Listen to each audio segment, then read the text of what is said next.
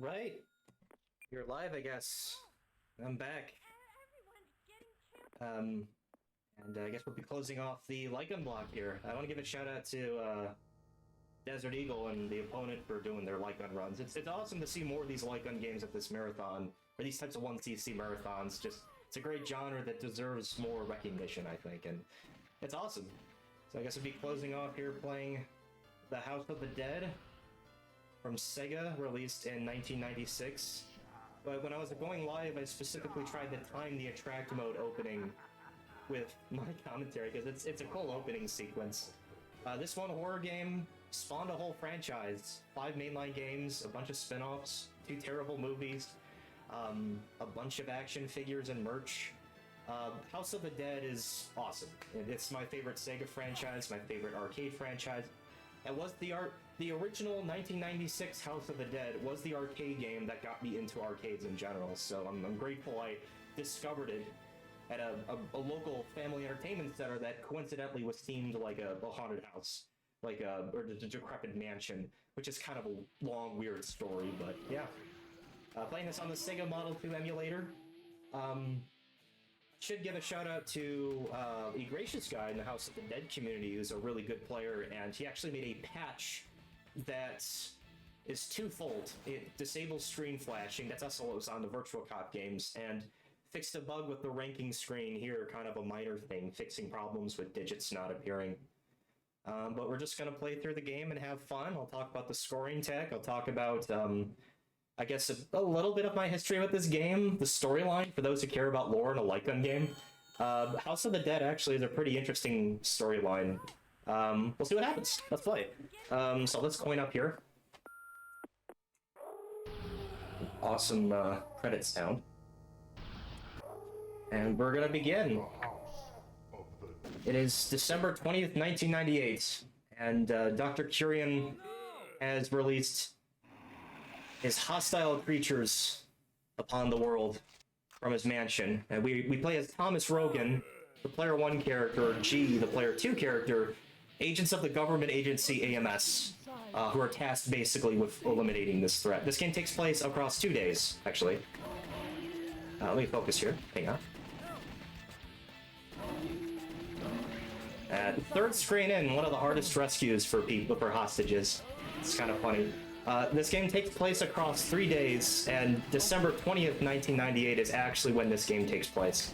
But the attract mode shows December 18th, 1998, which is 2 days prior, when Dr. Curian going insane with trying to discover, reach the barrier between life and death, break the barrier. He has created all these horrible atrocities, and we have to save our fiancée, Sophie Richards, who is a scientist of Dr. Curian. There is story to these games. Unfortunately, a lot of it is sanctioned behind Japanese guidebooks I mentioned before, but it's really interesting. You know, the fact that they took a light gun game, they actually tried to give it plot. A bit like how Time Crisis had a cinematic movie edge to it, and they did it with House of the Dead. There's a lot of lore in these games. I've been documenting a lot of it on the House of the Dead wiki, the Wiki of the Dead, but that's been a hobby project of mine. Definitely worth checking out there, or the Website of the Dead by Patrick Gardner, Corey Baru, another great House of the Dead fan, who's just found a bunch of unused stuff from these games, cool artwork. He's interviewed developers. There's a lot going on with this franchise. So, on to the game itself. Long-winded intro, I apologize. Alright, so where do we begin? So, the main scoring strategy in this game is to shoot enemies in the head, if you can. All humanoid enemies take 1 to 2 headshots, depending on how strong they are. And the animal enemies are the only ones that actually die in a single shot. Although the dogs I fought earlier are a weird subversion that you actually can't headshot them for points, but headshots... Oops, that was my mistake. I didn't mean to get hit there, that's fine. Shooting enemies in the head, it kills them faster, and it also scores the most points. So I guess it's the best balance between score and survival. I took damage there on purpose to take a lower scoring, or a higher scoring route, I should say. So this game has branching paths based on your decisions, which is kind of cool. So, yeah, there's a decent amount of replay value in this game. The decisions you make, the people you rescue, they don't really change the story that much. That was cut from the game because it was deemed too complicated, and the developers didn't have enough time to do it. But with different branching paths, I gotta kill those axe guys. There's a lot of replay value. You can shoot the. Why is my gun not working? That's fine. So I mentioned I'm playing with the gun for IR. It does have some problems occasionally. But we're just gonna keep moving it forward. And save this hostage.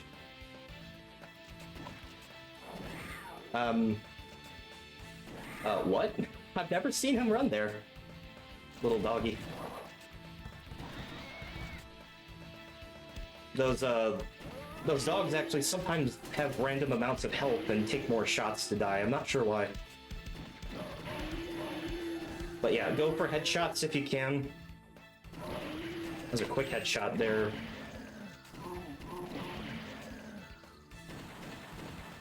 And there should be a life here.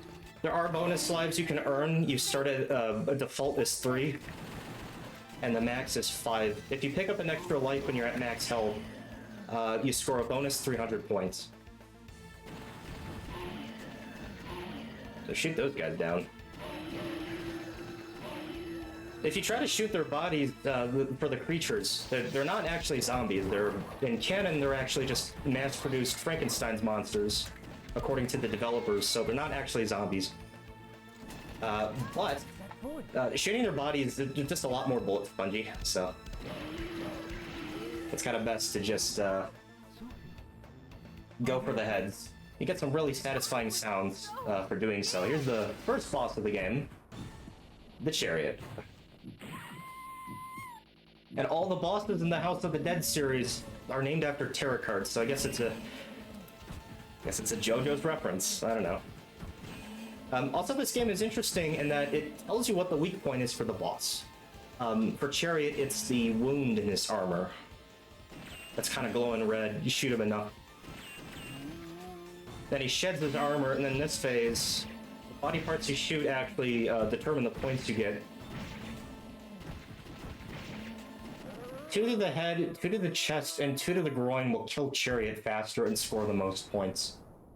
You can only shoot a body part twice before it's down the bone, and you can't shoot it again. You must stop Kyrian, or else something terrible will happen. Well, alas, we were too late, Sophie. and Sophie has passed away. Right? Decent first score.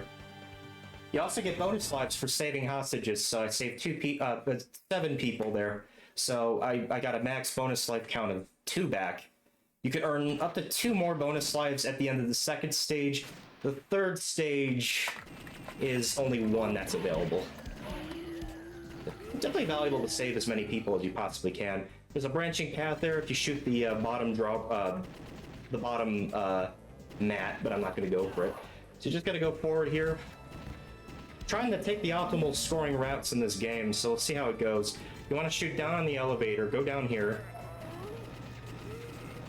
There's some background creatures that you can shoot for extra points.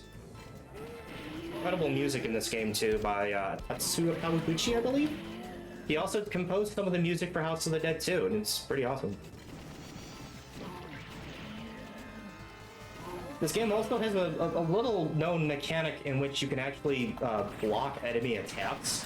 If an enemy swings at you with their limb and you shoot off their limb, you'll actually avoid damage. I tend to do it with the chainsaw guys. I sort of disarm them, shoot the chainsaw off, and that's a bit easier to shoot them. Save this hostage. Thank you. Just like Virtual Cop, you shoot a hostage, you lose a life. You also lose points as well. You definitely don't want to do that. These guys, I kind of just let them throw their stuff. I didn't go for the headshots.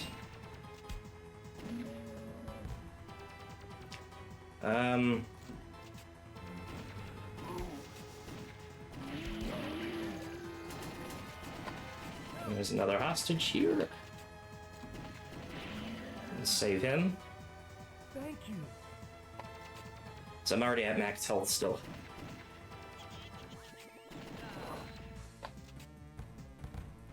If you could time your shots just right like that, when the guy rolls at you and leaps up for the bite, you can headshot him. It's kind of a tricky but fun thing to try. That guy falling, the swamp creature, you actually could shoot him for bonus points. So there's little scoring quirks in this game that are kind of interesting and you have to kind of know about. But you can still have fun just going in blasting. That's one of the things I think that House of the Dead does, or most of the other like good games do well, not just House of the Dead. Those axe enemies, if they throw both axes and you kill them, you do not get points for some reason. There's a chainsaw dude there, and there's a couple more coming up. There's a secret little room here where this woman is being held captive, so we have to rescue her.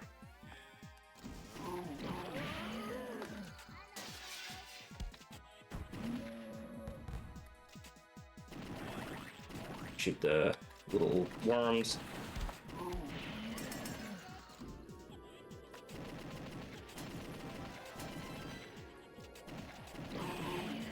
That enemy is scary because if you, so he's trying to kill a hostage, and if you damage him but don't kill him, he could bum rush the hostage, and it's likely you'll lose him. There's an example there. I shot his arm off and I didn't take damage. That is strategic, so that way he could whip an attack, and that makes me prepare for not only the axe guy but also the fat guy behind him.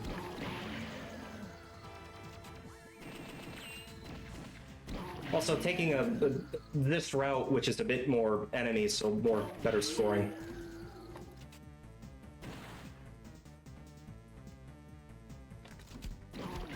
Some gotcha enemies here. There's 1 and 2. Oh, missed that. That's fine. The problem with the emulation, I don't want to blame the emulator too much. It's just, this is one of those games where, like, if you make a mistake, it's your fault. And that's what I like about House of the Dead. Like, the difficulty is very... It doesn't lie. Like, if you take damage, it's your fault. And it's balanced and fair, and that's what I like in these light gun games. But I will say, the emulation is not perfect. This is the arcade version, not the Sega Saturn or PC version. And so some of the rooms are actually darker. Like, if you play the arcade, a lot of the rooms are very bright and colorful. This is the second boss, Hangman. And so the scoring strategy in this guy is twofold. Shoot the bat for points, and shoot Hangman's head for points. You can shoot his chest, and it does damage just like his head. But his head, which is a smaller target, which I'm trying to hit, and I think I'm kind of am hitting, it's tricky. His headshots on Hangman will score points. Which kind of makes you play a bit risky, and it's common to drop lives during this fight. But if you save all the hostages, you're going to get some lives back anyway. There's a life up at the start of the next stage. So it's a bit kind of a trade-off, I guess. Also a bit difficult when he's flying at you from the upper right-hand corner of the screen can be kind of tricky. So go for Hangman. And graphically, this game is just incredible. Like, just seeing the clouds swirling in the air and the moon. The amount of detail in this game is incredible, and in fact, the developers mentioned in interviews they had so much fun designing the titular House of the Dead, the Curian Mansion, that they didn't want to stop. Like, they wanted to keep working on it, but they had to get the game out, obviously, so there was a lot of stuff left on the cutting room floor. But that said, the final game is still fantastic, in my opinion. It's just interesting. Like, there's so many cool development stories about these games that, like, don't get documented enough up until Website of the Dead and Wiki of the Dead happened, and I'm grateful for that. It's really cool. Anyway, we're just going for Hangman here. He takes, like, 3 shots per phase, or 3 shots per attack, and when he flashes white, that means that you are inflicting damage on him, and he's gonna fly away here. That's the end of that boss fight, I think. What? Nope. Just kidding. Just a little bit further. So 3 more shots per attack. 1, 2, 3. It's kind of a small target to shoot.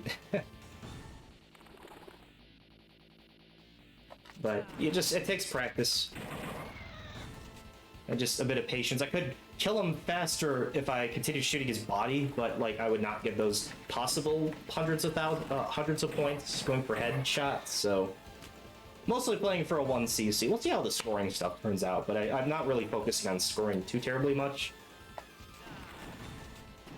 Mostly just the 1cc. And he should be dead after this fight. This fight phase. Excuse me. I'm tired. I cannot talk. Here we go. And that's Hangman. You fall down, not us. Anyone who's played House of the Dead Scarlet Dawn would get that reference. We won't let you have it your way, Curian. And I like how when it freeze frames on the last bit of the cutscene, and it kind of like has that black and white effect like a movie. It's so cool. Alright, so this is the 3rd chapter, Truth. There's 4 levels in the game. This is also the last stage that have branching paths. And this guy right here, I think actually is probably the slowest enemy in the whole game. So he kind of just wobbles towards you.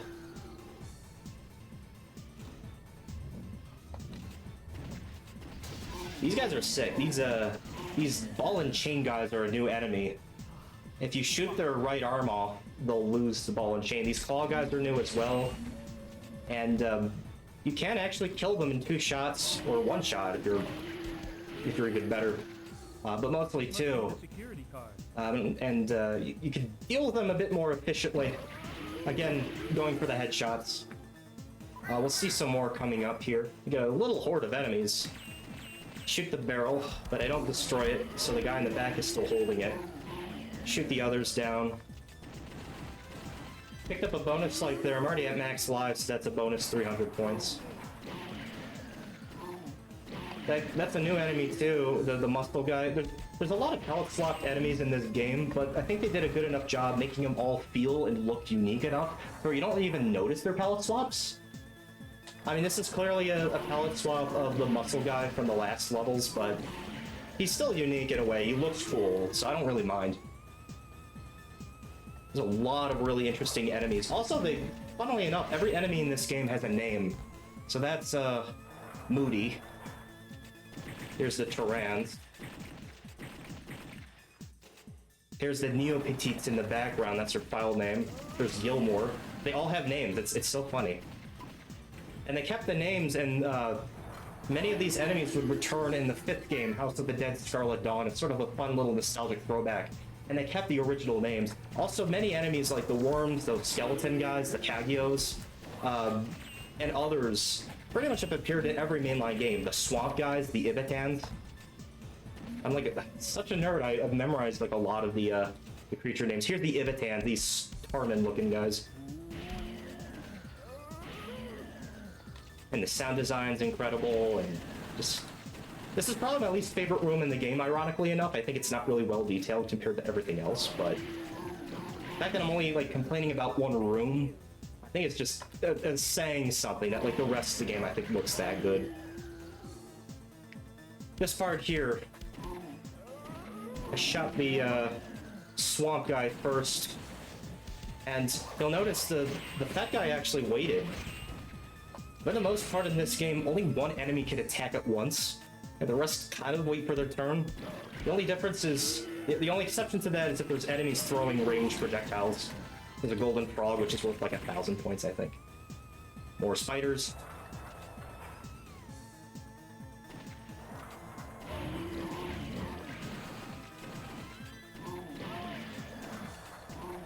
And we saved this guy, and we've saved every hostage in the game. So that's the last hostage we've rescued. We were guaranteed 1 bonus life at the end of this stage. There's no more first aid kits in this level, but That's the other thing too, saving hostages. It's worth points. A lot of the hostages you save or don't save affect the routes you take in this game, which adds a lot of the replay value. So if I didn't save that guy who was about to be killed back there, he would have fallen in the garbage chute, and that's a little detour. But letting a hostage die in terms of points is really costly. Probably the most stressful parts of like running this for gore. It's just you really don't want to let any of the hostages die. Whereas House of the Dead 2, you actually can let hostages die, and ironically enough, you score higher that way, which is kind of weird. Those guys are kind of cool. They're some of the only enemies in the game that don't show actual body damage when you shoot them, which is a bit weird. But the telltale sign that they're close to death is when they're squirting blood. Really hard. I love how this game actually tries to make you snipe enemies down. It's fun. All right.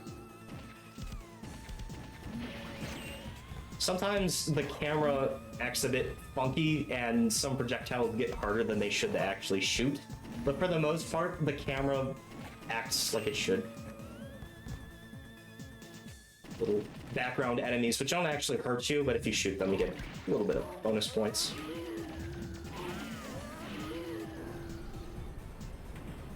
All right, and then we're on to a third boss here. And this is the mastermind behind it all. Must compliment you. I didn't think you could make it this far. Some great voice acting. However, this is it. Let's see how good you really are. All right. Well, let's see how good I can be for this fight. This is Hermit. His weak point is his head, as you see in the diagram. Hermit has there's some decent scoring potential for this fight, but it's completely RNG. Every time you shoot Hermit, he'll do a stun animation. He is giving me the worst luck. He has two stun animations, fast and slow. And the slow one is the best, because during the stun animation, when he slowly recoils, you actually can shoot his head for more points. Like that. Like that. Not like that. Typically, I let Hermit get close to me, which is a bit risky, but I do it for the sake of trying to nail extra headshots on him. Although I don't want to kill him too prematurely, I do want to get him close, because there's one last thing about the fight. So he's close to death. Alright, there we go. And when you kill Hermit, during this death animation that you just saw, every headshot to Hermit scores further points, so don't stop firing. Go ham on Hermit. Alright. That's the end of that stage. So now we move on to the final chapter, The House of the Dead. Just the title of the game.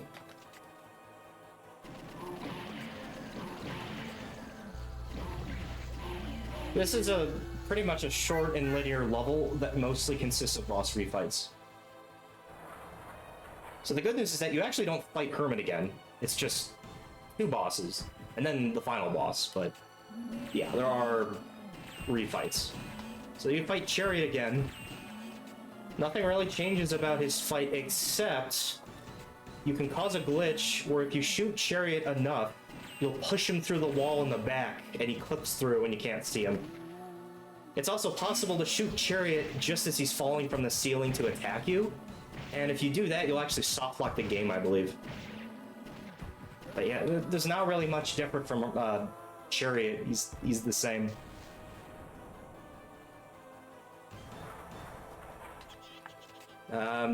Hangman again, and yeah, with the emulation, it's kind of a lot darker. So it's a bit harder to actually make out what's going on. Fortunately, you'll see the bats actually change color and like be way more noticeable when they're actually attacking instead of just circling around him in their idle animations. There's a lot of subtle things that in this game that just scream really good design to me. It's not only fair, but it communicates things well. It communicates when enemies take damage, and gush about this game for a while, and I'm given like 30 plus minutes or whatever to play this game, and that'll not even be enough. It's just, this game's incredible. I love this game. I'm so grateful I found it in the arcade. Just was very, very influential for me. Like, I would not believe how many times I'd play it, and, you know, the people that I'd meet because of it in the community, and the career paths I take, you know, indirectly, House of the Dead kind of got me into pinball in a way, as a side project, and now I got hired, so I'm working at Stern Pinball now, so that's, I 100% attribute House of the Dead to that, because this was what made me go to arcades, and then, yeah, it's just a crazy story. There's nothing much different about this phase of the fight with Hangman, except that he does not do that final phase, where he flies at you. He doesn't do that. A bit more manageable to deal with. Although there is a glitch that randomly happens that can cost you points. Will I get the marathon curse? Will it happen? Let's see. I didn't get it. Sometimes you kill Hangman, you don't get the 2,500 points he awards. Which, it's kind of a weird glitch. Alright. And then we saved all the hostages, so... I missed a coin, that's okay. We saved all the hostages, so now we got the bonus room. Which has extra lives and point items. I mentioned before how if you pick up an extra life at max health, it's 300 bonus points. So I got a few hundred more points because I got into this at max health. So this game, kind of like Confidential Mission, like I mentioned before about the life bonuses, like the points you get for clearing the game with lives left over. This game kind of has that with the extra, with how life items behave if you're at max health. It's pretty dope. The developers mentioned that they wanted to make this game and design the scoring system around your skill, and it definitely feels like that. Alright, and final boss, and this is a pretty cool cutscene. So I won't talk over it. There's no way out, Kyrian. I must admit, I really respect your consistency. But you will never, ever defeat me. Say hello to my masterpiece.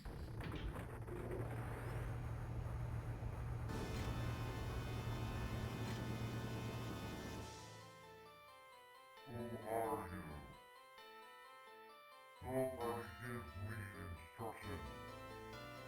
I shall destroy everything.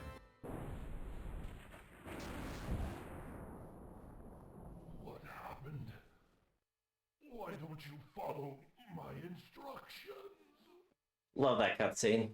And we're off to the final boss with probably one of the best boss music tracks ever in gaming history. The Magician. His weak point is unknown, but it's pretty obvious where you want to shoot. It's those pulsating kind of limbs.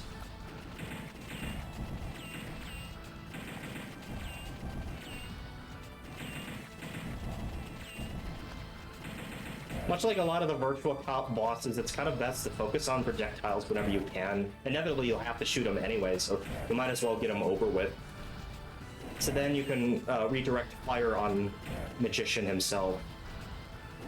It just kind of flies around. There is a bit of rank to this fight, like you may fly faster if you're playing good.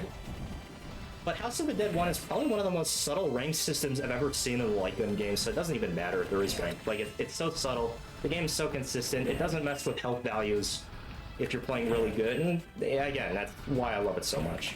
To just shoot Magician. Just one shot for these phases. And then final phase. We get the quick kill? I didn't get the quick kill, but you don't have to get the quick kill for score. But it is possible to actually shoot him fast enough to where you actually can kill him quicker before the projectiles launch. Shoot outside the screen, I just wanted to. It's a 1cc. A pretty decent run. A bit rough at the start because my gun kind of misfired a bit, but that's okay. You know, we still got the 1cc. We saved all the hostages. I'll take it. Boom. That is House of the Dead. And we get a really cool ending as well, so I'll have to stick around for that.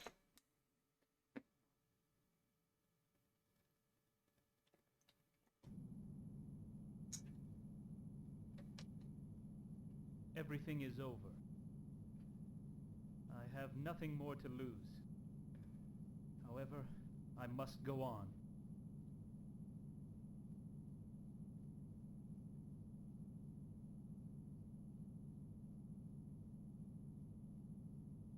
Goodbye, Curian. Farewell, Sophie. Damn phone vibration, killing the mood. That's it. That's the game. And you get a nice stroll through the mansion, I guess, just to, reflect on everything that's happened. So we've done it. We've defeated Dr. Curian's creatures. We've saved his researchers. And, well, given all the sequels that this game has gotten, it definitely, the story doesn't end. It continues. There's more villains, there's more monsters, and it's a great franchise for the most part. This game had a pretty rough launch to home platforms. It only got released to the Sega Saturn and PC.